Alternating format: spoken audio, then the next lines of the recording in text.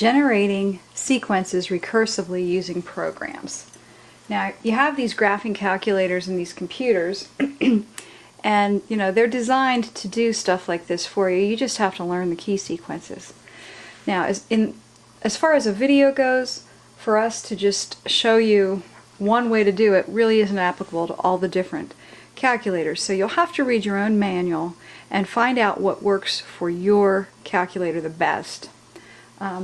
We are using a Texas Instruments 83 model, but they're all going to follow the same general format. You're going to have to start the value of your sequence at a given point, and then you're going to have to tell it how much to add each time or how much to subtract.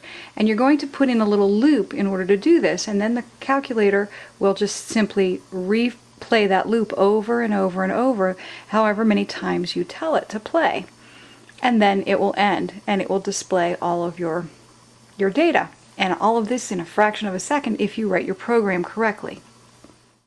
So let's go ahead and take a look once again at the oil change problem.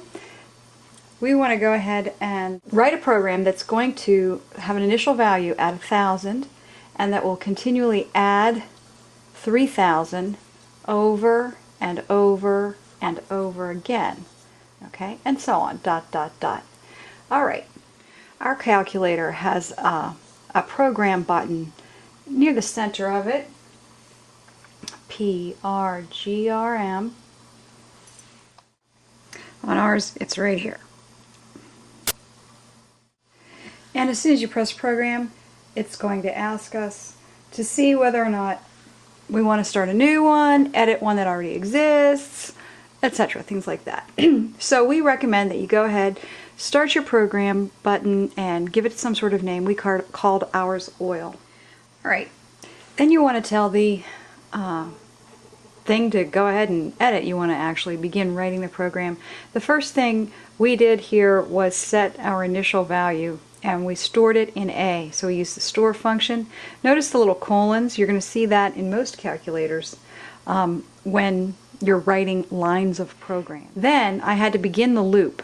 Okay, I wanted to generate a program that would take this sequence out 6 spots. So I set up a variable. The variable is nothing more than telling us how many times we're going to run through the directions. So we're going to go from 1 to 6, and n's going to store that number of times. Then we want the program to tell us to actually, what the answer is. So we will hit display. Okay, that is in the input-output or the I/O menu under program. So we're going to display A, and then we're going to increment that A and make it 3,000 bigger. Every single time we will make it 3,000 bigger through all 6 times. So A plus 3,000 then gets stored in A. And then the loop will go ahead and repeat itself the second time, and then the third time, and the fourth time, the whole way up to 6 times. Once it's gone through this loop and displayed and added and displayed and added and so on and so forth out 6 times, the program will then end. One thing I do need to point out to you though is when you reach end, do not press enter again, because that would give you another colon and it would be waiting for more code, and then when you try and execute it, it's going to be waiting and it won't actually execute. Okay, so you want to make sure that you stop the program editing, exit out, and then go into program again, call up your program and execute it. You don't want that extra set of colons there, otherwise you're going to get an error. It's just not going to work properly.